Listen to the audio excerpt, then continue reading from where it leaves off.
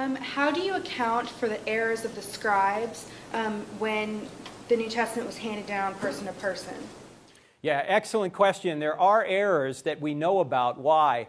Because we can compare the documents, we can compare the manuscripts and see where the errors are.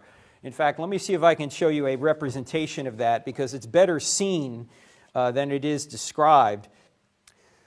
Here it is. Let's say you have, here's the original, which we don't have. We don't, at least we don't think we have any original documents, okay? So they're all copies, okay?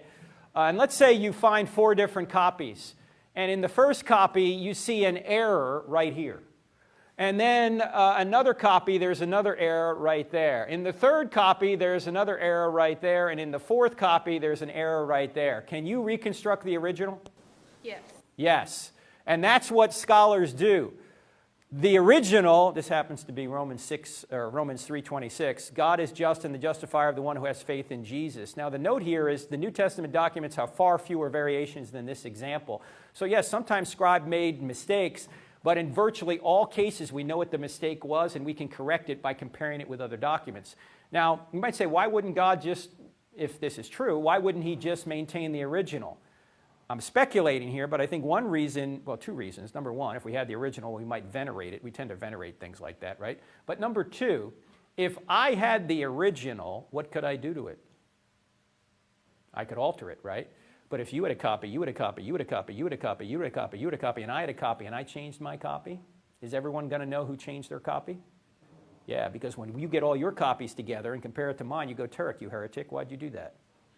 Right? So by not preserving the original, you actually are able to preserve the original better.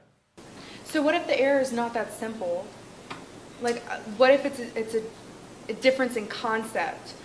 So if we have these copies and say copy 1 gets 12 copies, copy 2 gets 24 copies, and then you've got copy 4 that gets 400 copies, but copy 4 is the incorrect copy, then how do we justify truth in that? As well as how do we justify the truth in Jesus' exact words when we didn't hear them ourselves? Okay, there is no significant doctrine, theological doctrine, that is affected by any variant. And who admits this? Bart Ehrman himself.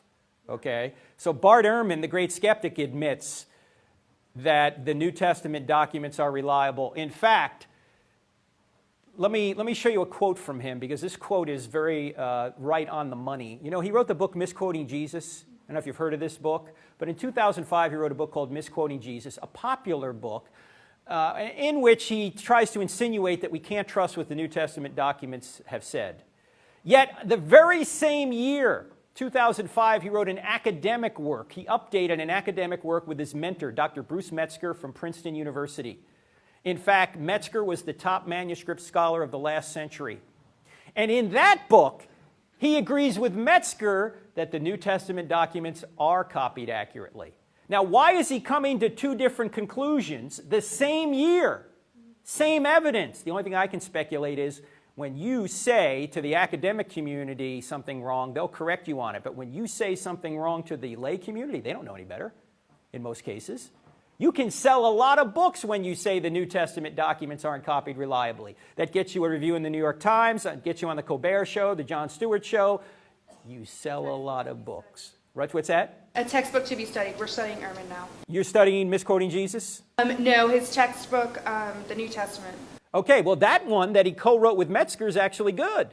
But this one, now here's what he says. This is in the appendix of the paperback version, so this comes out a year or 2 later from the original Misquoting Jesus. He's interviewed, and in the interview, here's what he says. Check this out. This is a quote from the book, page 252. He says, Bruce Metzger is one of the great scholars of modern times, and I dedicated the book to him because he was both my inspiration for going into textual criticism and the person who trained me in the field. I have nothing but respect and admiration for him, and even though we may disagree on important religious questions, he is a firmly committed Christian and I am not. We are in complete agreement on a number of very important historical and textual questions. What are they in agreement on? If he and I were put into a room and asked to hammer out a consensus statement on what we think the original text of the New Testament probably looked like, there would be very few points of disagreement, maybe 1 or 2 dozen places out of many thousands. The position I argue for in misquoting Jesus does not actually stand at odds with Professor Metzger's position that the essential Christian beliefs are not affected by textual variants in the manuscript tradition of the New Testament. Well, why would you write misquoting Jesus then? Not you, but Bart Ehrman, right? The book maybe should be called Misquoting Ehrman, because he doesn't even agree with himself. So it seems that even Ehrman, when push comes to shove, admits that we do have an accurate copy of the New Testament documents. Now, your second question is, how do we know verbatim what Jesus said? We might not know verbatim what he said, because there are no quote marks in Greek, so we're not always sure exactly if it's a quote or if it is a paraphrase. Because Jesus probably spoke in Aramaic, yet the documents are written in Greek. But that's okay. You can communicate truth in different languages, and you don't have to be exact with what he said. You can get the gist of it. In fact, Jesus said, he was an itinerant preacher. He probably gave the same talks in several different places, right? I mean, if you followed me around, I go around to different campuses. I give the same presentations over and over again, but I might say things slightly differently in one place than another place.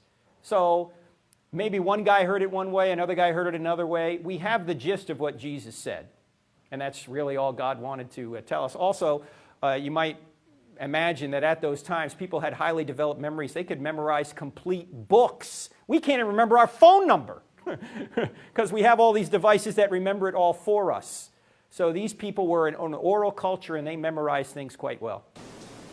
Thank you very much. Thank you, Grace.